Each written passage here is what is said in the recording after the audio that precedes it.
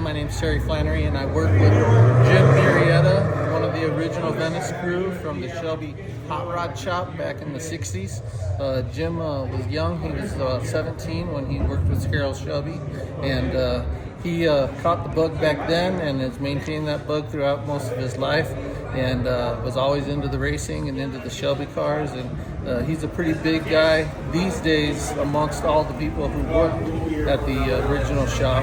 And he has a company now formed for the specific reason of building 36 continuation GT350Rs, which are the race model, and these are continuation cars. So they're built as close as possible to the way they were back in the day, and we're building 36 of them, which they're licensed by Shelby, licensed by Ford, and they're being built by OVC. They're in various stages of being built.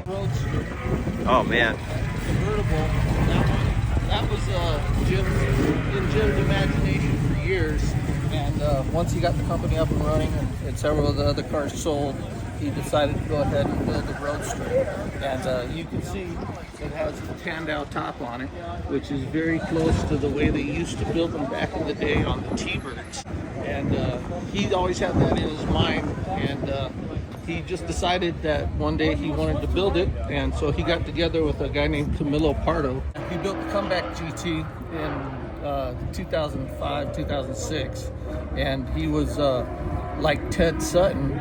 He was the chief engineer on the project and designer. Camilo hand fabricated the tanned-out top, and I was lucky enough to work with him when he was doing it, and it took him.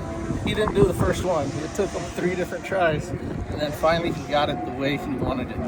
98i is the prototype. It was built in Peter Brock's garage in Las Vegas. It was built by a lot of the guys who are in the Shelby Club, LA SAC. The GT350R basically was raced, and as they raced it, things failed, and fabrications were made in order to repair the broken part and make them stronger. They use spherical joints in the lower control arm, which is a metal-to-metal type joint. Very strong, very good. And then it uses the bigger sway bar. They have adjustable sway bars, which are adjustable for different track conditions. Peter Brock, the designer, who designed the lower of the lamp, and designed like the rear window, and designed a lot of the other stuff in this car when they built the car, and is also responsible for the stripes. He got together with Jim and Ted and basically formed this company. Ford said no to some of it. He had the independent rear suspension running in a car, driving on the track, testing it, and a lot of that testing was done right here at Willow Springs. He did that, and Jim knew about the independent suspension, and he worked with the guy who actually built that independent suspension back in the day. And through working with that guy, who he still knew pretty well, they were able to work out where Jim got the rights to use that independent rear suspension, and he took and got the original ones that were actually in the cars running back then. One was in a Mustang, one was in a Falcon, and then there was a third one that wasn't in anything. And he got those original ones, and they used those to copy and build the new set, which the originals were welded in, but the new set, he made them so they could be bolted in. And so bolting them in gives it available for anyone who has a 65, 66 Mustang to buy it and bolt it into their car. This one has the independent suspension. As I said, motor trim. If you want to take a peek underneath, you can see the independent suspension. That's an upgrade that they did to these 36. That's an option. You can get it if you want it. If not, you can get a straight axle, a Ford 9-inch. Before, it used to be a smaller 2-inch hole, and that hole led to a tube that went back to the brakes and cooled them. But now they have a much bigger access hole, and it goes through a much bigger ducting. The ducting is about 4 times the size of the original. so it gets much better cooling on the brakes.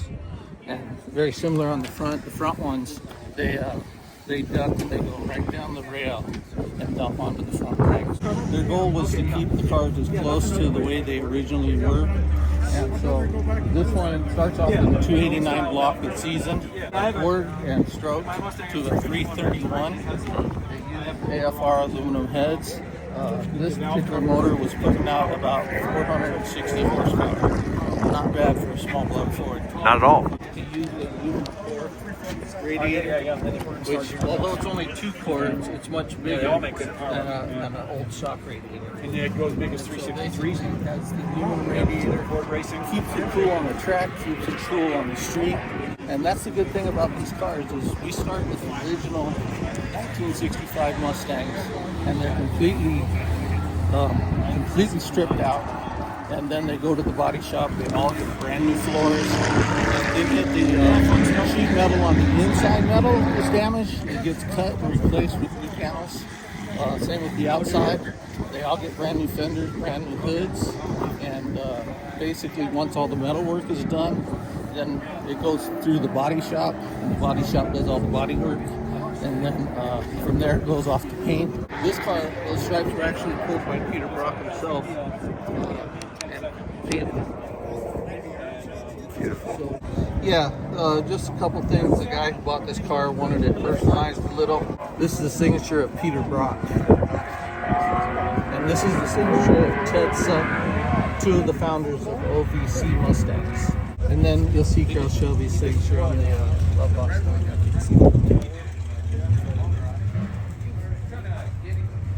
We're going to do 36 of those, the R models, and 24 of the Roadsters, and get yours while they're hot. Amazing. Terry, again, thank you so much. Such an awesome, comprehensive summary of what all you guys are doing, and you guys are true artists. Okay, cool. Thank you so much. Okay, have a good one. You too.